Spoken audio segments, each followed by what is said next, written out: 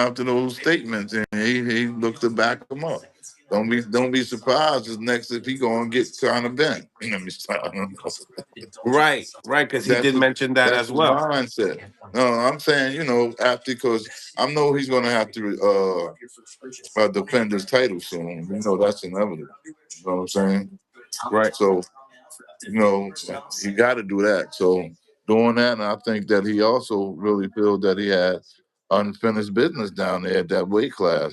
He want to go ahead and be like undisputed in that weight class more than likely, and then move on up. In the meantime, he might dance back and forth to a couple against a couple of other fighters, in different weight classes. It's I think it's real.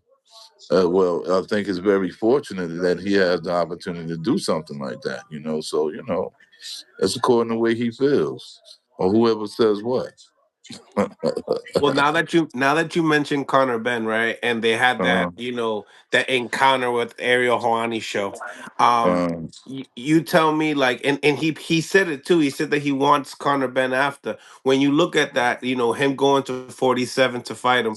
What's your thoughts on that? Like, and Conor Benn's skill level against Shakur. Is that the reason why you just feel like oh, you guys are so superior that you're like, you know what, I'm not gonna get hit with this guy. no, that's not it. Shakur is pretty confident, as we all know, in his skill set.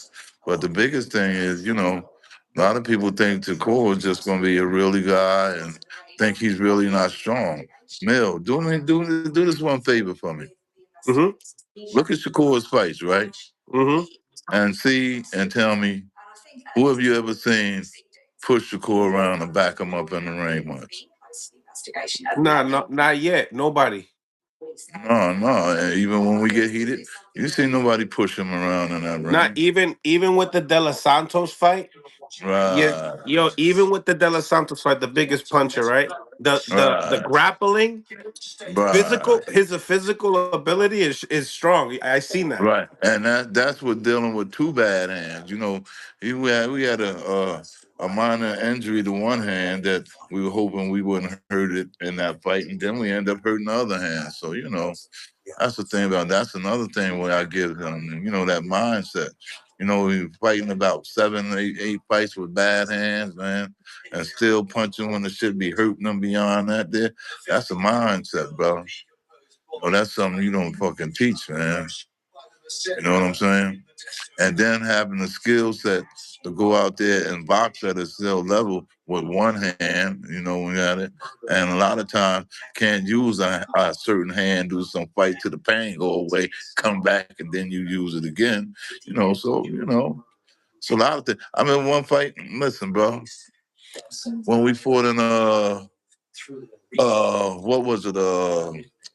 In Bulgaria, and in the worlds in Bulgaria, and this here tournament, Shakur had fought against a previous world champion from Kazakhstan, one from Azerbaijan, and I think it may have been one from we fought the one from Ukraine. It might have been Uzbekistan, okay, and all through this here tournaments and whatnot. These guys kept stepping on his toe and stepping on his toe and stomping on his toe. So we to the championship fight and scored pop up. My foot hurt, man. So I took at his foot, took a look at his foot. His big toe was black and purple, and the nail was coming off where all these motherfucking Russian motherfuckers had been stomping on his fucking toe, stomping on his toe. Really trying to stop him running around, and he went and fought that motherfucking fight like nothing was wrong with his motherfucking foot at all. So I like that mindset about Shakur. That will, like even now, when you want to train for a fight. You think you trained your hardest. You put so much time into the fight. Damn, boom, boom, boom. You go fight out and win. Here come the next fight. Bam, here. Damn. You thought you trained your hardest in that last fight. Not now. You training harder and harder again for a motherfucking fight. So it's been like him. Like it should get better by the hour. Like I told you before, man. He get better by the hour soon. He'll be invincible, man. Yeah. But you yeah, man, yeah. It's like guys like him, Mayweather, Floyd, and even Canelo, those guys with that work ethic that those guys have, that's where the fight is won in the gym. Okay, Hmm. when you might be taking off, those guys might still be working. You know what I'm saying? You think you out working them, they still in the gym working longer than you. You know what I mean? You know, that will and that skill, what I call a desire.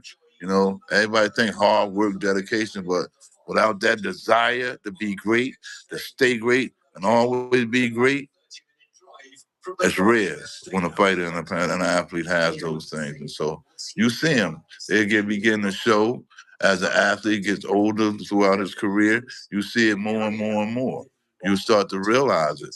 And I think, sooner or later, that's what's going to happen with Shakur. Now tell me, if the Conor Ben fight is next, what type of fight is that for you? Is that like a fight that's a easy money grab type of I see him as a lick type of a deal, or is it me being great because Conor Ben has yet to be a champion yet in the sport, but it's a big name where he's Well, from. a lot of times, big names are about big mouths, and you'll find out the bigger the mouth, the bigger the name. You know what I'm saying? But not bigger the fame. So when it comes time for the mouth, to get you in those situations, you have to show up. So it's all right to talk the talk.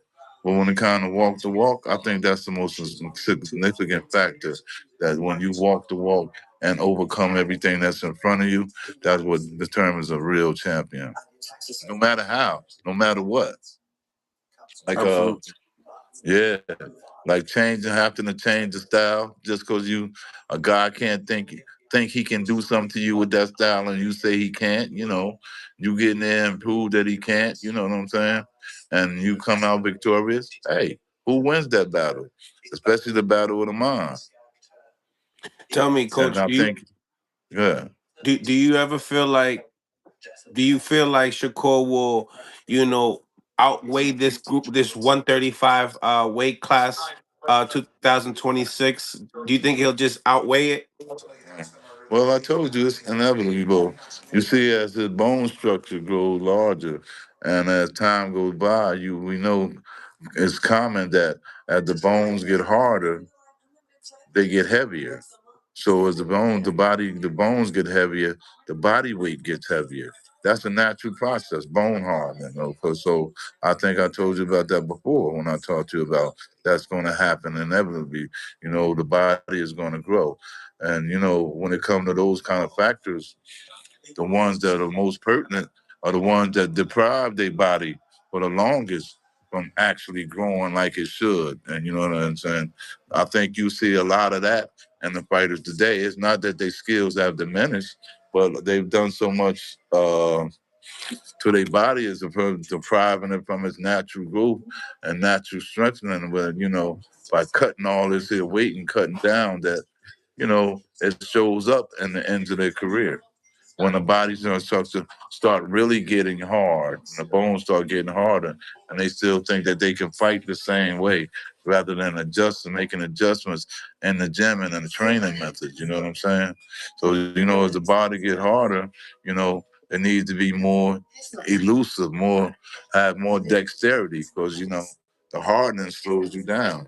And we know the more muscular you are, the more oxygen that the muscle's going to burn in our body. So, that's a whole process to do this here fighting thing. It's been around for years. And I think, the older guys and the older trainers with the most experience and the trade and performance is particularly when it comes to performance and recovery and sustainability.